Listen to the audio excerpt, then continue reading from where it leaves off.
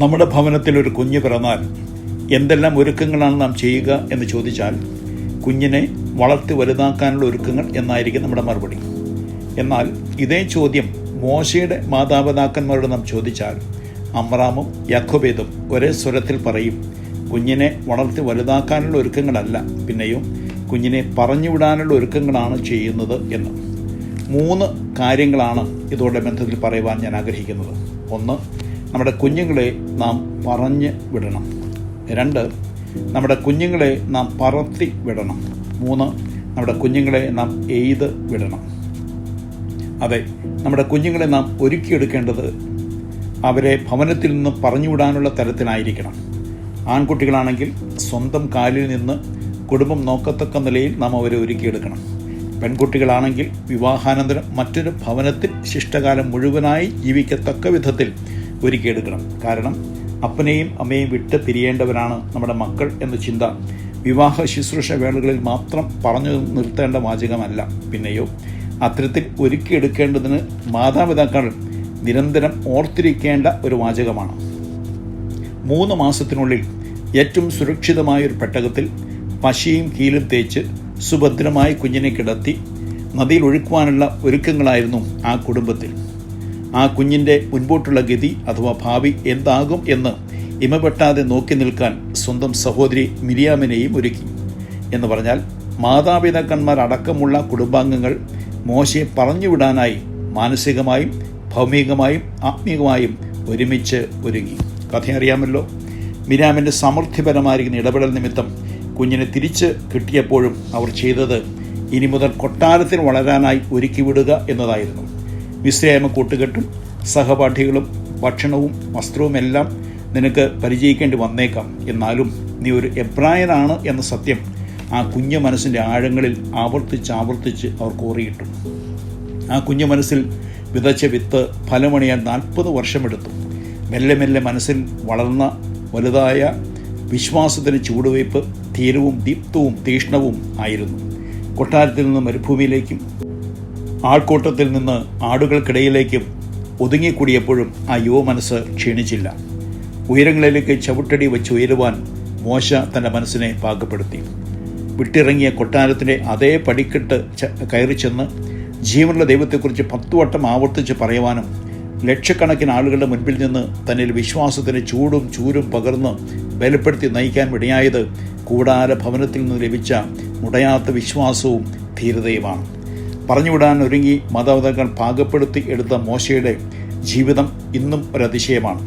സൗമ്യതയുടെ ആൾരൂപമായി സ്നേഹിതനോടെന്ന പോലെ ദൈവത്തോട് സംസാരിച്ച അതുല്യ പ്രതിഭ.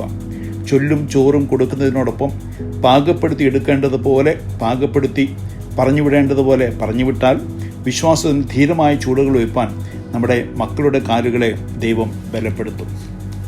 2, കുഞ്ഞുങ്ങളെ നാം പറത്തിവിടണം. ഉൽപ്പത്തി 8 നോഹ 2 പക്ഷികളെ പറത്തിവിടുന്നുണ്ട്. 1 മലങ്കാക്ക, മറ്റൊന്ന് പ്രാവ്. ഭൂമിയിൽ വെള്ളം വറ്റിപ്പോയതുവരെ മലങ്കാക്ക പോയും വന്നും കൊണ്ടിരുന്നു. ചിലപ്പോൾ മക്കൾ ഇങ്ങനെയാകാം, അവർ വെള്ളം വറ്റുന്നതുവരെ പോയും വന്നും ഇരിക്കും. പ്രാവിനെ 3 പ്രാവശ്യം നോഹ പറത്തിവിടുന്നുണ്ട്. ആദ്യം കാൽ വയ്പ്പാൻ സ്ഥലം കാണാത്തതിനാൽ പെട്ടകത്തിലേക്ക് മടങ്ങി വന്നു. 2ാം പ്രാവശ്യം പച്ച ഒലിവിലയുമായിട്ടാണ് മടങ്ങി വന്നത്. എന്നാൽ 3ാം പ്രാവശ്യം പുറത്തുവിട്ടു, പക്ഷേ അവൻ്റെ അടുക്കിലേക്ക് മടങ്ങി വന്നില്ല. ചിലപ്പോൾ മക്കൾ ഇങ്ങനെയും ആകാം, കാൽ വയ്പ്പാൻ സ്ഥലം കാണുന്നതുവരെ മടങ്ങി വരും. ചിലപ്പോഴൊക്കെ പച്ച ഒലിവിലയുമായി വരും, എന്നാൽ ചിലപ്പോൾ മടങ്ങി വന്നില്ല എന്നും വരാം. ഏതായാലും നാം നമ്മുടെ മക്കളെ പറത്തിവിട്ടേ പറ്റൂ. 3, നാം കുഞ്ഞുങ്ങളെ എയ്ത് വിടണം. 127 സങ്കീർത്തനത്തിൽ വീരൻ്റെ കയ്യിൽ അസ്ത്രം എന്നാണ് യൗവനത്തിലെ മക്കളെ വിശേഷിപ്പിച്ചിരിക്കുന്നത്. എന്ന് പറഞ്ഞാൽ ദൈവം നമ്മുടെ കയ്യിൽ തന്നിരിക്കുന്ന അസ്ത്രങ്ങളെ നാം തൊടുത്ത് വിട്ടേ പറ്റൂ. അതിനു മുൻപ് ശരിയായ ദിശാബോധം നൽകി എയ്യേണ്ടതുപോലെ എയ്യാൻ നാം ഒരുക്കിയെടുക്കണം എന്ന് സാരം. അങ്ങനെ ചെയ്താൽ ആ അമ്പ് ലക്ഷ്യസ്ഥാനത്ത് എത്തുക തന്നെ ചെയ്യും. നാം വിചാരിക്കുന്ന അത്രയും ഒന്നും കാലം അവർ നമ്മുടെ കൂടെ ഉണ്ടാകില്ല. 17-18 വയസ്സ് കഴിയുമ്പോഴേക്കും തയ്യാറെടുപ്പ് മിക്കവാറും കഴിഞ്ഞിരിക്കണം. അതിനു മുൻപ് ആവോളം കീലും പശയും തേച്ച് പെട്ടകം സുരക്ഷിതമാക്കണം, സുഭദ്രമാക്കണം. തിരകളും ഓളങ്ങളും ഏത് ദിശയിലേക്കാണ് നമ്മുടെ മക്കളെ കൊണ്ടുപോവുക എന്ന് നിർണ്ണയിക്കുവാൻ പ്രയാസമാണ്. എന്നാൽ ചെയ്യേണ്ടപ്പോൾ ചെയ്തില്ലല്ലോ എന്ന് പരിഭവിപ്പാൻ ഇടവരാതിരിക്കേണ്ടതിന് ചെയ്യേണ്ട സമയത്ത് നാം ചെയ്യണം. മിരിയാം ചെയ്തതുപോലെ കുഞ്ഞുങ്ങളുടെ മേൽ എപ്പോഴും ഒരു നോട്ടം നാം വെക്കണം. ഇത്രയും ചെയ്താൽ പുറപ്പാട് 2:6 നാം വായിക്കുന്നത് പോലെ അലിവ് തോന്നുന്നവരുടെ അരികിലേക്ക് ദൈവം അവരെ എത്തിക്കും. കൊട്ടാരമായാലും വിടേണ്ട സമയത്ത് വിടാൻ ദൈവം അവരിൽ പ്രവർത്തിക്കും. ധീരമായ വിശ്വാസ ചുവടുകൾ വെച്ച് അവർ മുന്നേറും. എളുപ്പമല്ല ഇന്നത്തെ ലോകം, കഠിനമാണ് ഇന്നത്തെ കാലം. അനുകൂലവും അനുകരണീയമായ ഒന്നും കാണാത്ത ഒരു തലമുറ. കുറയുകയല്ല, കൂടുകയാണ് പ്രതിസന്ധികളും പ്രലോഭനങ്ങളും. വഷളത്വവും വക്രതയും വിളഞ്ഞാടുന്ന ലോകരുടെ മധ്യയാണ് നമ്മുടെ മക്കളും ജീവിക്കുന്നത്. ഊറ്റൻ കാറ്റടിക്കുമ്പോഴും ഉടയാതെ നേരോടെ നിൽക്കണമെങ്കിൽ വേരുകൾ ആഴത്തിൽ തന്നെ ഇറങ്ങണം. വേരിൻ്റെ ആഴമാണ് മരത്തിൻ്റെ ശക്തി വർദ്ധിപ്പിക്കുന്നത്. വിശ്വാസത്തിലും ദൈവഭയത്തിലും ദൈവിക പ്രമാണങ്ങളിലും വേരൂന്നി വളരാൻ കുഞ്ഞുങ്ങളെ അഭ്യസിപ്പിച്ചാൽ പ്രതീക്ഷയുണ്ട്. ഇല്ലെങ്കിൽ ദുഃഖിക്കേണ്ടി വരും. ദൈവം പറഞ്ഞതുപോലെ മാത്രം വളർത്തിക്കൊണ്ടുവന്ന ശിംശോന്റെ ജീവിതം പോലും അമാതൃകയായി മാറിയെങ്കിൽ നാം എത്രയോ കരുതണം, നാം എത്രയോ കരയണം, നാം എത്രയോ കനിയണം. മനുഷ്യൻ്റെ ആയുസ്സിനെ പോലും പുല്ലിനോടും നിഴലിനോടും ഉപമിച്ചിട്ടുണ്ടെങ്കിൽ മക്കൾ നമ്മോടൊപ്പം നിൽക്കുന്ന നാളുകളെ നാം എങ്ങനെ വിശേഷിപ്പിക്കും? ആകയാൽ സമയം നഷ്ടമാക്കാതെ നമുക്ക് ഒരുക്കാം, മക്കളെ ഒരുക്കിയെടുക്കണം. വിശ്വാസവീരന്മാരുടെ തലമുറയെ മുന്നിൽ കണ്ടുകൊണ്ട് ദൈവം തന്ന അസ്ത്രങ്ങളെ ഭവനമാകുന്ന വില്ലിൽ നിന്നും തൊഴുത്തുവിടാം. അവരുടെ ദിശ തെറ്റാതെ ദൈവം അവരെ ലക്ഷ്യത്തിലെത്തിക്കാൻ സംഗതിയാകട്ടെ. ഇതാ ഞാനും യഹോവ എനിക്ക് തന്ന മക്കളും എന്ന് യെശയ്യാവിനെ പോലെ പറയുവാനും, ഇതാ ഞാനും എൻ്റെ കുടുംബവും എന്ന് യോശുവയെ പോലെ പറയുവാനും മക്കളെ ദാനം ചെയ്ത ദൈവം ഇടവരുത്തും. ആകയാൽ തകരാതെ ഒരുക്കേണ്ടതുപോലെ ഒരുക്കുക. അയക്കാൻ സമയമാകുമ്പോൾ അവരെ പറഞ്ഞു വിടേണ്ടതുപോലെ വിടുക. പറത്തിവിടേണ്ടവരെ നാം പറത്തിവിടണം. എയ്തു വിടേണ്ടവരെ നാം എയ്തു വിടണം. ഒന്നോർക്കണം, പറഞ്ഞു വിടുന്നതിന് മുൻപ് പറഞ്ഞു കൊടുക്കേണ്ടതെല്ലാം പറഞ്ഞു കൊടുത്തിട്ട് വേണം പറഞ്ഞു വിടാൻ. എങ്കിലേ ദിശ തെറ്റാതെ അവർക്ക് സഞ്ചരിക്കുവാൻ കഴിയുകയുള്ളൂ. അതുപോലെ പറത്തിവിടുന്നതിന് മുൻപ് ആ ചിറകുകൾക്ക് ആവോളം ബലം നൽകിയിട്ട് വേണം പറത്തിവിടാൻ.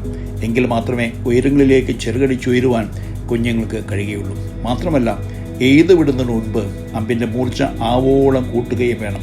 എങ്കിൽ മാത്രമേ ലക്ഷ്യത്തിൽ ചെന്ന് പറയ്ക്കുകയുള്ളൂ. ആകയാൽ ദൈവം തന്ന നമ്മുടെ പൊന്നോമനകളെ നമുക്ക് പറഞ്ഞുവിടാം, പറത്തിവിടാം, എയ്തു വിടാം. ശേഷമെല്ലാം ദൈവഹിതം. ദൂരെയാക്കുന്നതിൽ കാണുന്നു ക്രൂശത നിന്ന പീഠത്തൻ പ്രതിരൂപം. പ്രിയമാം ക്രൂശത എൻ പ്രിയൻ നന്നതിൽ ലോകപാപത്തിനായി